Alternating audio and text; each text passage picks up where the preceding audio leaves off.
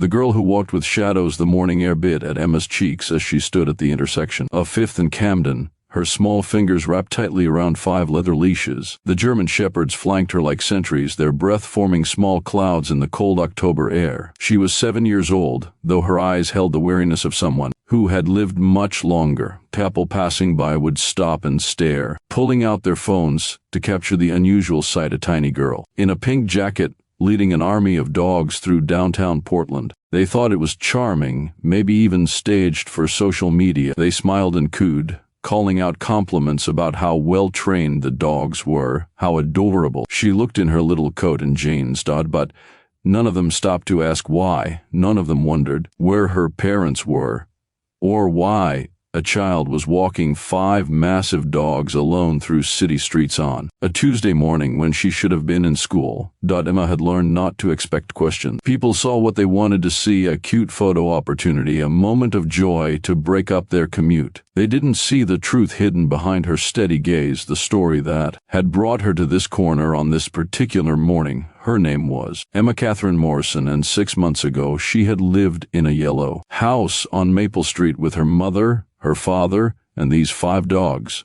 Back then, life was normal. Her father worked at the automotive plant on the edge of town, coming home each evening with grease under his fingernails and stories about his co-workers. Her mother taught piano lessons in their living room, filling their home with music that danced through the windows and into the neighborhood. The dogs Rex, Sadie, Duke, Luna, and Bear had been her father's passion. He'd trained them meticulously, spent hours teaching them commands, socialization, protection work. He'd dreamed of starting a security dog business, something that would let him leave the factory and work for himself. The dogs were his investment in a better future, a way out of the cycle of paycheck to paycheck living that had defined his entire adult life. Emma remembered the night everything changed with painful clarity. It was a Thursday in April, unseasonably warm, the kind of evening that smelled like hope and new beginnings. Her father had come home excited, barely able to contain himself as he swept her mother into his arms and spun her around the kitchen. He'd been offered a promotion, a management position that would mean better pay, better hours, a chance to finally save money. Her mother had cried happy tears, and they'd ordered pizza to celebrate. Emma had stayed up past her bedtime, watching her parents slow dance in the living room while the dogs dozed peacefully at their feet. 3 days later, her father collapsed at work. A brain aneurysm, the doctors said. Sudden, unpredictable, unsurvivable. He was 42 years old. The funeral was a blur of black clothes and casseroles, well-meaning neighbors who said things like he's in a better place and God needed another angel. Emma had sat silently through it all, her hand clutched in her mother's, watching as they lowered her father into the ground next to a maple tree that was just beginning to bud. After that, the world became a series of dominoes, falling in terrible succession. Her mother tried to hold things together. She really did. She took on more piano students, sometimes teaching from dawn until late into the evening. But the mortgage payment was too high, the bills too many, and her father's life insurance was tied up in legal complications because of something called beneficiary disputes that Emma didn't fully understand. The dogs needed food, vet care, training time. Her mother, drowning in grief and mounting debt, tried to find them new homes. But 5 fully grown German shepherds trained in protection work weren't easy to place. Shelters wouldn't take them. Rescue organizations were full. Private buyers either wanted them for free or offered insultingly low prices. Then came the eviction notice. Emma remembered her mother sitting at the kitchen table, the paper trembling in her hands, tears streaming silently down her face. They had 30 days to leave the yellow house on Maple Street, the only home Emma had ever known. Her mother made phone calls, sent emails, filled out applications for apartments. But everywhere they looked, the answer was the same: no large dogs allowed. The few places that accepted pets had weight limits: 25 pounds, maybe 40. Not 5 German shepherds that collectively weighed more than 400 pounds. We'll have to surrender them, her mother had said one night, her voice hollow. There's no other choice. But Emma couldn't bear it. These dogs had been her father's dream, his legacy. Rex had been there the day she was born, watching over her bassinet like a guardian angel. Sadie had taught her to walk standing patiently, as Emma used her sturdy back to pull herself up. Duke, Luna and Bear had been her playmates, her protectors, her family. Surrendering them felt like losing her father all over again. Her mother grew thinner, paler. She stopped teaching piano lessons, stopped answering the phone. Emma would find her sometimes, just sitting in the empty living room staring at nothing. The light had gone out of her eyes, replaced by a darkness that frightened Emma more than anything else. Then, 3 weeks ago, Emma had come home from school to find her mother unconscious on the bathroom floor, an empty bottle of pills nearby. The ambulance ride was the longest journey of Emma's life. She'd held her mother's cold hand, begging her to wake up, promising that everything would be okay if she'd just open her eyes. The dogs, left locked in the house, had howled so loudly the neighbors called the police. Her mother survived, but barely. The doctor said it was a serious attempt, not a cry for help. They admitted her to the psychiatric ward for evaluation and treatment. The social workers came with their clipboards and kind smiles, asking Emma questions about relatives, about where she could stay.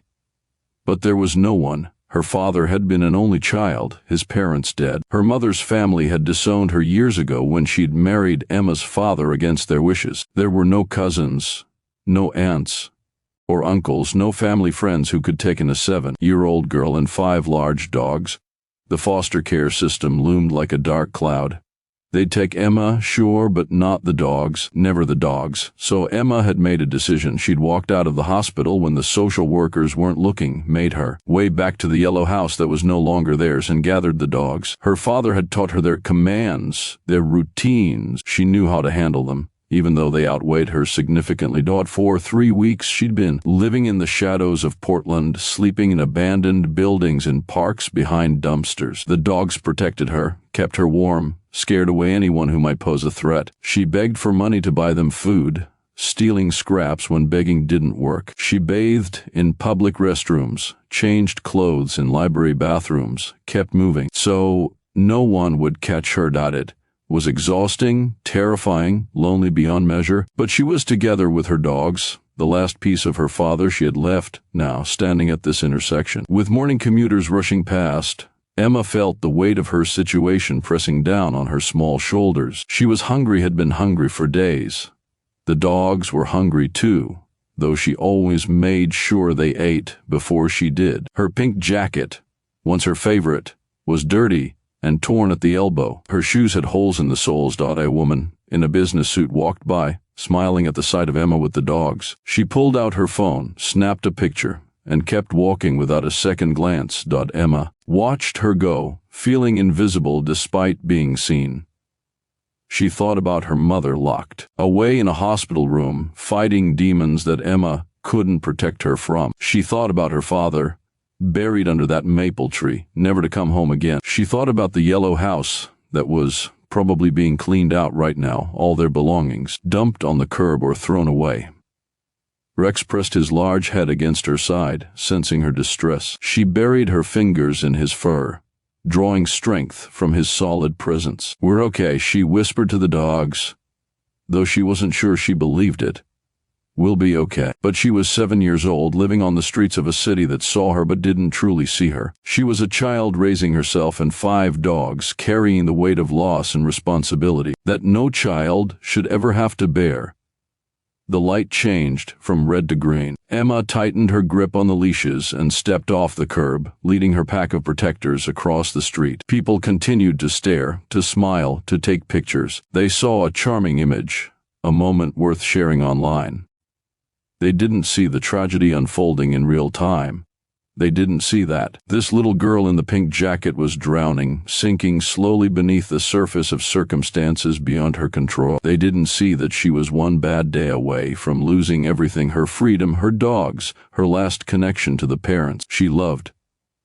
As Emma walked down Camden Street with her canine companions, she passed a man reading a newspaper on a bench. The headline read, "City Struggles with Rising Homelessness Crisis." Below it, a smaller article discussed the shortage of foster homes and the overwhelming burden on social services. The man glanced up at Emma and her dogs, smiled briefly, then returned to his paper, shaking his head at the state of the world. Emma kept walking, her small figure casting a long shadow in the morning light. leading her pack through a city that saw her as a photo opportunity rather than a child in crisis.